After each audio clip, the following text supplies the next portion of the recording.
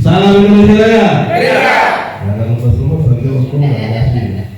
Nah, Pak, baik moderator maupun Pak yang kita undang terhormati, tadi yang disampaikan oleh teman-teman kita ini menyangkut dari bagaimana selama 25 bulan kekuasaan ini akan dipegang oleh gubernur yang baru. Apalagi judul kita ini Gubernur Jakarta tanpa pilkada dari 2022 sampai 2024. Gubernur Jakarta milik siapa? Kalau bertanya kepada kita kader Gerindra, harus milik Gerindra nih. Iyalah, Gerindra Pak. Terjawab. Nah, kenapa kita sebutkan seperti itu? Di 2017 awal kita ini udah berjuang berdarah-darah yang tadi disampaikan Nabi dan Daud. Apa juga kita lakukan, sampai jiwa dan raga juga kita lakukan dengan pimpinan kita yang terdahulu.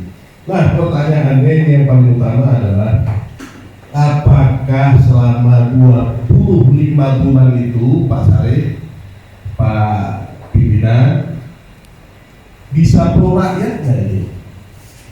Ini kita tahu karena kekuasaan rejim sekarang ini yang membuat dalam tanda petik mengesahkan undang-undang itu pasti kepentingan mereka. Apakah nanti menjamin di 25 bulan itu akan netral? Kalau kita sebentar berpendapat pasti kepentingan mereka begitu. Sama seperti kita nih, kalau misalnya kekuasaan yang kita dapat di rezim ini pasti kita memikirkan kepentingan kita.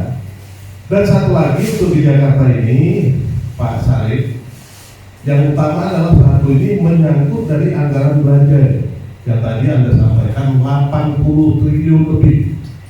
Apakah benar-benar untuk kepentingan rakyat? Apakah benar-benar untuk kepentingan kita atau bagaimana? Karena kalau selama ini, selama 33 tahun ini kita hitung itu adalah 36 bulan. Nah, kita masih bisa berkomunikasi dengan pimpinan kita yang kita sebut tuh ada Pak Ketua DPD sebagai wagub, ada di situ gubernur yang kita sosok, yang kita dukung dan kita menangkan. Kita bisa berkomunikasi. Nanti setelah menjalani ini selama 25 bulan ini, apakah demi kepentingan kita itu bisa nggak seperti itu?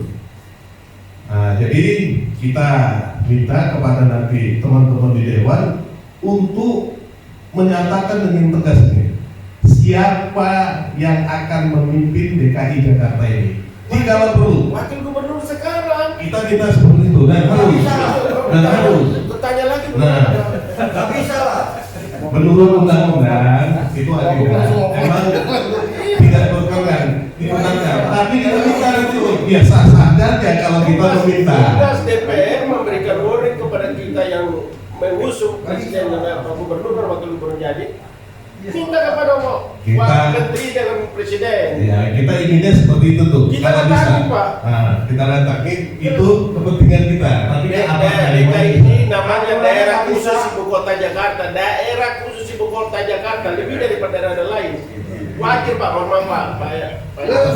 Masukan dari Wakil Ketua DPD, wakilnya Pak ARP ini, Ahmad Reja Patria. Begitu juga kita. Jadi kita minta Pak, di dalam 25 bulan itu yang dia akan memegang kekuasaan itu, satu, kepentingan kita Pak Sarif. Yang kedua, apakah dia amanah untuk kepentingan rakyat Jakarta? Pasti. Dan yang ketiga, apakah dia benar-benar melaksanakan tugasnya itu sepenuhnya untuk rakyat Jakarta?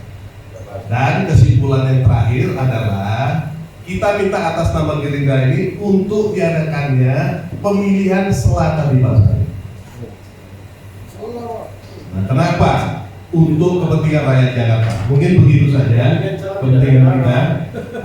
Dalam hal ini mudah-mudahan apa yang kita sampaikan ini sampai juga kepada presiden yang mempunyai kekuasaan. Soalnya bukan apa? Dia mengunjuk kepala-kepala daerah ini udah terang benderang di kita ini bahwasannya untuk kepentingan dia dan partai dia, Pak. Karena rezim ini akan berjalan terus sesuai dengan kemauan dia. tapi kita hadang dengan apa yang kemampuan kita. Terima kasih. Wabillahi taufiq wal hidayah. Assalamualaikum warahmatullahi wabarakatuh.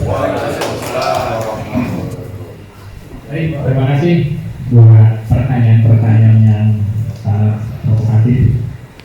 Pertama dari Bang Daud nih, para narasumber, Bang Sarif, beliau menanyakan mungkinkah ada pilkada setelah itu, karena Bang Daud mengharapkan bahwa gubernur memang harus pilihan rakyat, tapi gubernur harus dari Gerindra, gitu Bang ya.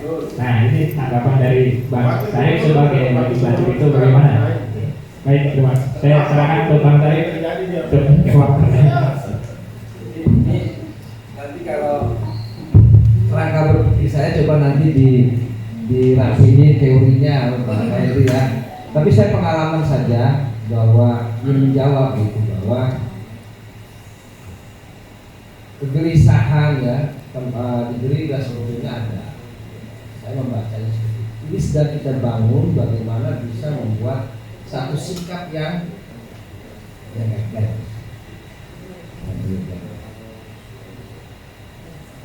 Bisa dipastikan Bang Daud di 2022 itu tidak ada pilkada.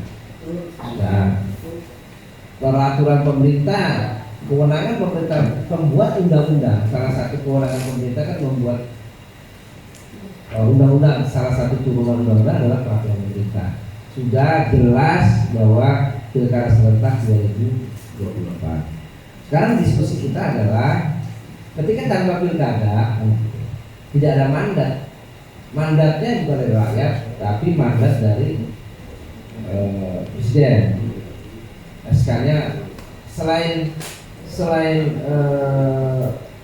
hanya urusan administratif, mandat PJ itu selain adalah urusan administratif, sebetulnya nggak bisa susah juga ditutupi ada persoalan politik. SK menimbang bla bla itu kan administratif aja. Mengingat undang-undang ini itu administratif.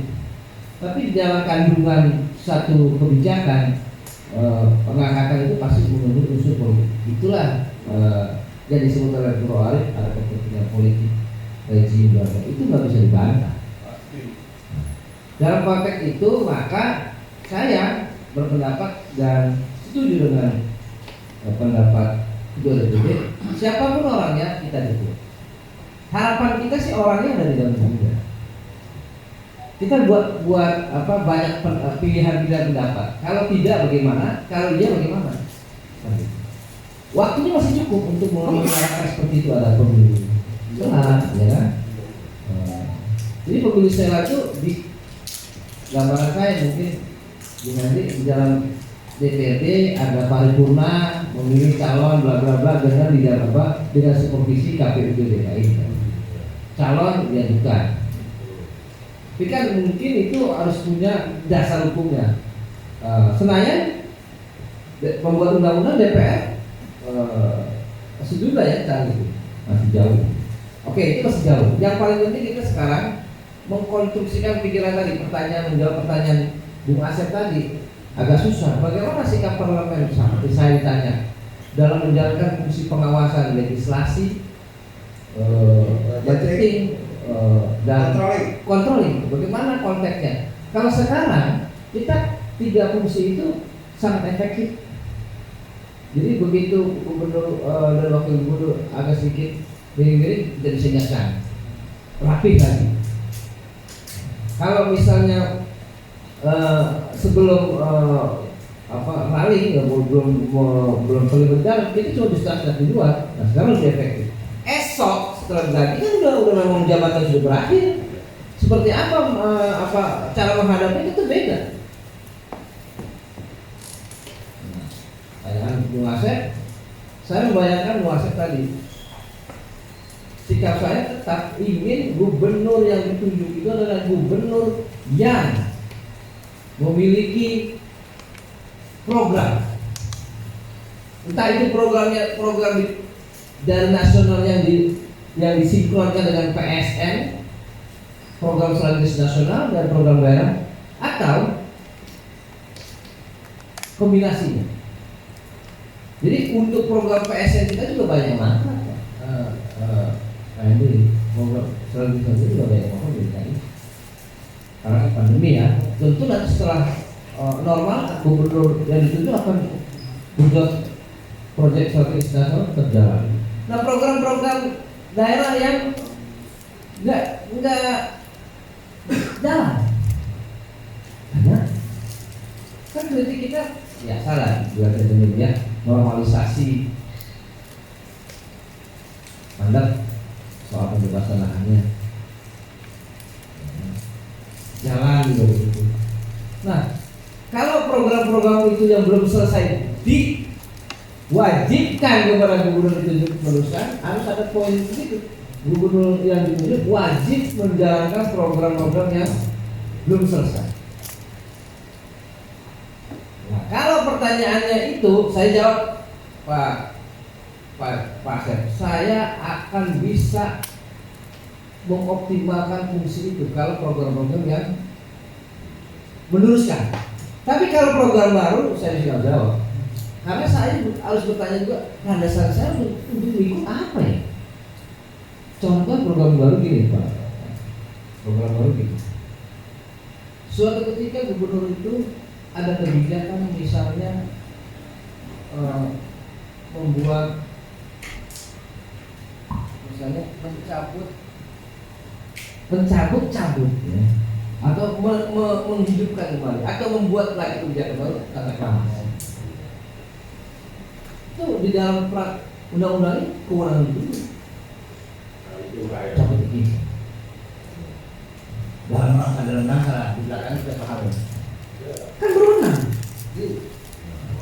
Nah, maksud saya kalau program baru Pak saya belum bisa menjawab bagaimana menggambarkan. Tapi kalau program yang lama kita, yang belum selesai kita sama-sama kita rapihin. Tapi kalau untuk program baru perlu dialog panjang dulu, dialog panjang dan intensif supaya ada kesepakatan baru. Karena program baru itu ini sebenarnya kan minta uang kepada rakyat. Ini minta uang mau bangun ini. Kalau misalnya nggak mau habis, oke lah. Dalam konteks reklamasi nggak apa gitu. Tapi merusak lingkungan itu menagih ke orang untuk konservasi di berikutnya. Iya pembangunannya sih nggak pakai uang rakyat, tapi konservasinya nanti beresin dampaknya kan kita juga yang beresin.